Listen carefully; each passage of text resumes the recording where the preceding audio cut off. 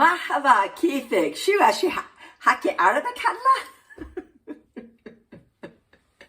You guys, I'm just playing with you. I'm just practicing my Arabic a little bit so that when I go in the fall to the Middle East, hopefully I'll be able to get myself out of situations. I don't know, I'm always in a situation. But guess what? I want to show you how to make one of the famous dishes that is a dip that they serve in the restaurant. Everybody loves hummus. Everybody loves hummus in the Middle East. But guess what? If you go to Houston, Texas, there's a restaurant called Fadi. Man, I love Fadis, but Fadi, man, is like fatty for me because I sure love to eat there. Now, when you go into this restaurant there, you'll pay like a certain price, and it's kind of like set up as a buffet style. So you have your little tray, and then you have your plate on top of the tray. Make sure you're very hungry. Very hungry. There is like so much food, but the one thing that caught my eye was how many variations that they had of hummus. My goodness sakes, they had avocado, they had jalapeno, they had roasted bell pepper, they had roasted carrots. I was like, geez. But I'm just going to show you how to make the basic on this hummus. And then I will talk to you a little bit about how you can do the other flavors too. But let's get started here. Okay, so the first thing you want to do is you want to have, get your chickpeas and stuff. You need to decide if you want to use canned chickpeas. Today I'm using canned chickpeas. But if you want to use just regular chickpeas from the bulk, then it's not a problem. You just go to your supermarket and you get a small amount of chickpeas, and then you would cook them, but you wouldn't cook them like a really long time, like with the beans and stuff. You just want to cook them till they're like a little bit soft. So, and you could put a little bit of baking soda in there so that when they get, cooked, they shed their shell on the outside, not the hard shell, like the soft shell that kind of goes around it. And then once you cook them, then you would put them into the colander and shake them around, and then the shell comes off. You know what I mean? Not see, these have already got the shells off. Anyway, but we're going to be just using the canned one. Now, when you get the tahini, it's going to come like in a jar, can, or whatever. In this case, this is in a jar, and this is the brand that I'm using today. But I have other brands too. We use a lot of tahini around here. And you want to make sure that it's mixed up really well, because otherwise you're going to get just oil on top and the sesame, because this tahini is made from roasted sesame seeds. And so you want to make sure that this is really mixed up, right? And then you got your food processor. So let's take the lid off, and you're going to put 1/3 of a cup. Now, just a second. Let me get these seeds out of here because we don't want no lemon seeds. You want to get, sorry, there we go. Okay. So you want 1/4 of a cup or 1 lemon, and you're going to pour it in, and then you're going to put your tahini, and you're going to be using 1/2 of a cup of tahini, because I like to use a little bit more tahini than the lemon juice, because that way it gets a real flavor of it.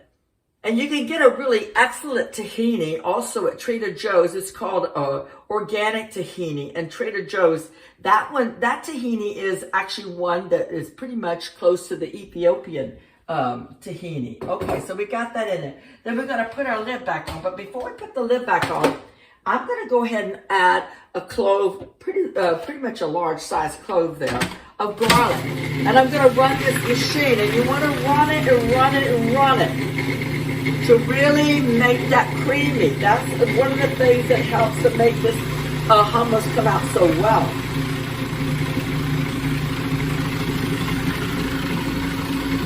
I'm going to add a little salt, like 1/2 teaspoon of salt.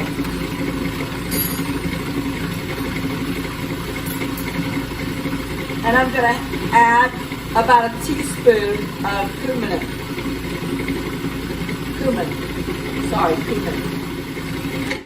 Okay, my machine's so old, it doesn't know when to shut off.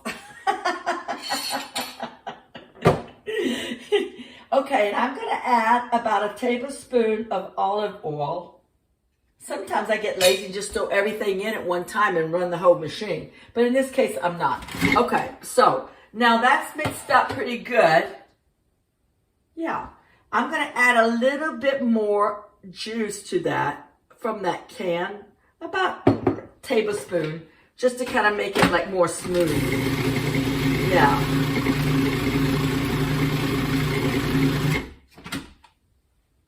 okay, now you're going to add your can of garbanzo beans.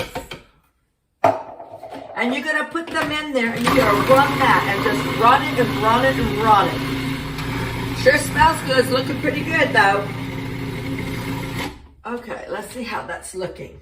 Okay, I'm going to run that a little bit more, but I'm going to add a little bit of cold water to it. Now I'm going to stop and I'm going to add that tablespoon of olive oil. Okay. Now let's see how that's looking. Okay, now I feel like that's too thick. To me, that's too thick. And mostly because I've added a little bit extra tahini today to get more flavor into it. So I'm going to add a little bit more of a liquid. You can play with this recipe a lot. Okay, now let's see how that is.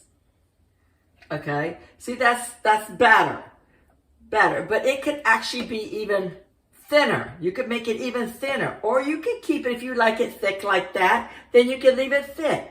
You know, I like mine a little bit thinner though. So I'm gonna add a little bit more water to it, cold water. And you wanna make sure if you run this machine for quite a bit so that you make it really smooth. Don't make it where it looks like it's grinded up. You want it to be really smooth. Now let's see how that is. That's better. Okay. So at that point, what I'm going to do, I'm going to take it out now. Now, if you think it needs a little bit more salt, then taste it before you take it out of the work bowl and then put a little bit more salt or put a little bit more lemon if you like. Me, I know that it's going to be good just the way it is because it always is. So now when you go to serve this, okay, you want to just like go around like in a saucepan like that. Actually, the back of the spoon is easier to do. And you want to make sure that it's creamy, okay? You don't want it milly, okay? Don't do that, okay? Then you're going to take olive oil, kind of like what the Italian restaurants do with the balsamic vinegar and the olive oil when they mix it like that. And then you do the bread. And then you would either throw some fresh parsley or some paprika on top of there or some sumac. You know, the Americans probably don't know, well, in this country, we don't really use sumac, but the Middle Easterns use a lot of that. And so you would put that on, then you put the parsley. And then for your bread, you would use like the pita bread. And with the pita bread is you want, like for me, the easiest is I put down like the cutting board down, and then I take a long knife, and I don't saw. I don't like to saw across the bread. I like to set my cutting board down and put my pita bread on top, and then take the knife, the long knife, and just put pressure on it and cut it like almost like if you was doing a pizza. And you would make like maybe, you know, like you would do half, then half, and then you would go like that. So you would have these little pieces of triangle pieces. Now you can either put them in a pan and put them in the oven and toast them. You can pan fry them. You could also just, you know, leave them like that if you wanted. And you could put olives with this.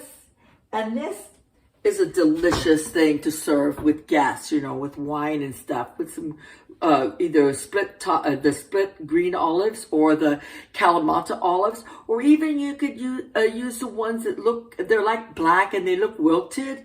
I forget now what, I think they're called olive, I think they're called oil olives. I forget now what it was.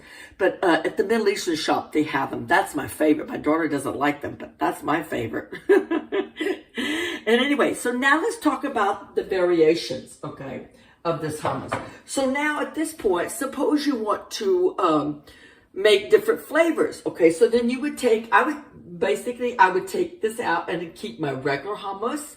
And then I would take a carrot and I would maybe put olive oil on it with some spices, or olive oil with some balsamic glaze, and I would toast it and roast it in the oven until it was soft. And then I would bring it out and I would take the whole carrot and I would just put it in the machine with the hummus that's already made up, and it just goes quick. Or I would take a roasted bell pepper. You could take the roasted bell pepper off the grill, or you could, put it in the oven and have like, where it's got a little bit of black on it. Or you could use the roasted bell peppers from the grocery store that comes in a jar and just drain them where they would really be pretty kind of dry, right? And then you would put it in there and grind it up too. You could also do an avocado. There are so many ways to change this hummus up, which is really nice. I like different flavors. And then you just serve it for your friends and stuff. Isn't that neat? I love it. Hey guys, so that's it. That's all you have to do. It's that simple. Okay, so guys, if you enjoyed this video today, please give me a thumbs up. And if you haven't subscribed yet, you might like to subscribe to my channel. I really do appreciate it. Thank you guys. Have a wonderful day. Bye now. Ma salami.